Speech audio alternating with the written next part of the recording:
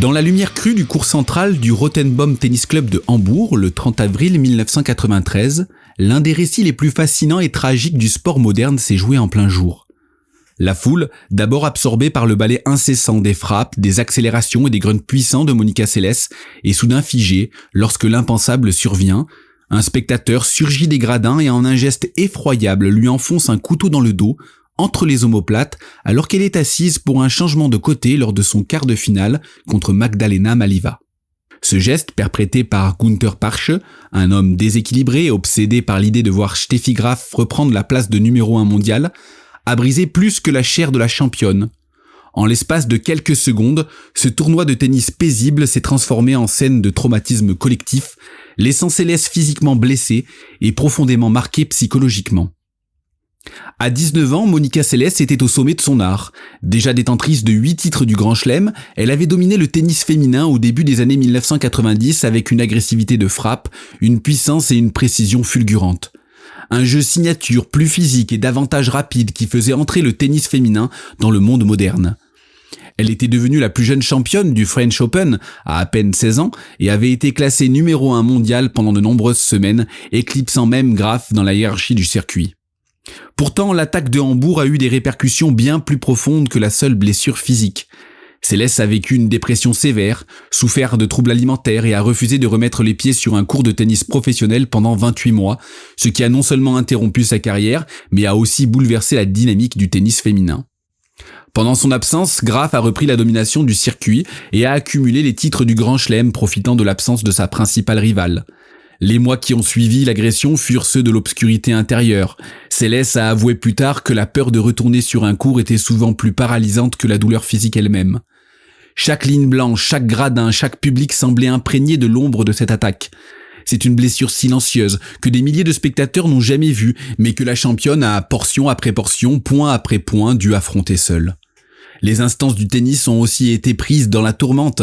On se souvient qu'un débat intense a émergé sur la possibilité de geler la place de Seles au classement WTA pendant sa récupération, une mesure qui aurait respecté le statut incontestable de la championne malgré son absence forcée. Finalement, cette proposition a été rejetée par la majorité des joueuses, ce qui a profondément blessé Monica, ajoutant à son isolement et à son sentiment d'injustice.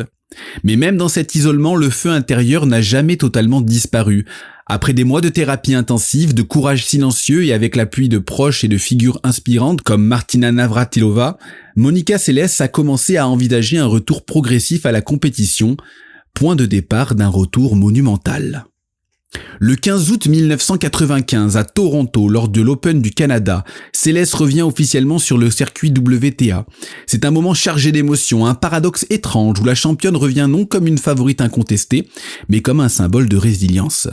La WTA lui accorde le statut exceptionnel de co-numéro 1 mondial, reconnaissance rare de l'impact unique de sa situation. Sur le court, le trac est palpable, les jambes tremblantes, les mains moites. Elle serre.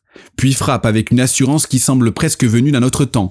Elle terrasse sa première adversaire, Kimberley Poe, 6-0, 6-3, avant d'étaler sa domination tout au long du tournoi, ne concédant pratiquement rien. Finalement, elle remporte la finale contre Amanda Coetzer, 6-0, 6-1, son premier trophée depuis l'agression, mais bien plus qu'un trophée, une victoire symbolique contre la peur elle-même. Ce titre à Toronto n'a pas été simplement une renaissance sportive. C'est aussi un rappel à tous que certaines forces ne peuvent être éteintes même par la plus insensée des violences. Les médias et les fans, après avoir observé pendant des années la détresse et l'absence de Seles, se pressaient à nouveau autour de son nom et de son retour était célébré dans chaque salle de presse, chaque une de journal, comme une ode à la résilience. En septembre de la même année, à l'US Open 1995, Seles poursuit sa progression et retrouve la finale du Grand Chelem, affrontant sa grande rivale d'antan, Steffi Graf. Dans un affrontement chargé d'histoire et de tension, elle s'incline en 3 manches après un combat intense. Un score dur mais révélateur. Monica n'était plus la jeune prodige invincible d'avant l'attaque. Mais elle était à nouveau une compétitrice de haut niveau, capable de se battre contre les meilleurs.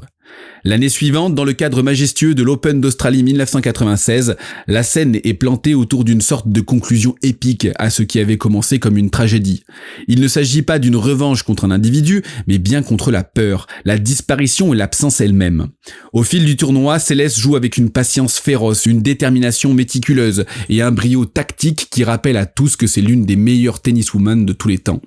Jusque dans le dernier carré, elle ne cède aucun set. Elle balaye la concurrence sans être breakée. Naoko Sawamatsu, tête de série numéro 15, et Iva Majoli, tête de série numéro 7, ne font pas le poids. En demi-finale, elle est poussée dans ses retranchements par sa compatriote Chanda Rubin. Cette dernière lui vole le premier set au tie-break, mais Monica surpasse physiquement son adversaire pour l'emporter en 2 manches gagnantes. À la fin, elle se retrouve en finale face à la solide Anke Huber, qu'elle domine 6-4, 6-1, score net, victoire nette. Les images de Monica brandissant le trophée sous les applaudissements chaleureux du Melbourne Park sont désormais gravées dans la mémoire de l'histoire du sport. Elles racontent un récit bien plus profond que le simple fait de gagner un tournoi. Elles incarnent l'essence de la résilience humaine, mais les semaines qui ont suivi ont confirmé quelque chose que beaucoup avaient déjà compris. Monica Seles ne retrouvera jamais la domination écrasante de sa jeunesse. Elle n'ajoutera pas d'autres titres majeurs à son palmarès après Melbourne, mais elle continuera d'inspirer les générations suivantes, non seulement pour ses frappes puissantes et son jeu agressif, mais surtout pour son courage face à l'adversité. Quand les projecteurs se braquent à nouveau sur son nom, ce n'est pas simplement pour rappeler ses titres ou ses records, mais pour honorer une femme qui a su, dans les moments les plus sombres, ne jamais abandonner le combat, que ce soit sur un court de tennis ou dans le tumulte plus vaste de la vie elle-même.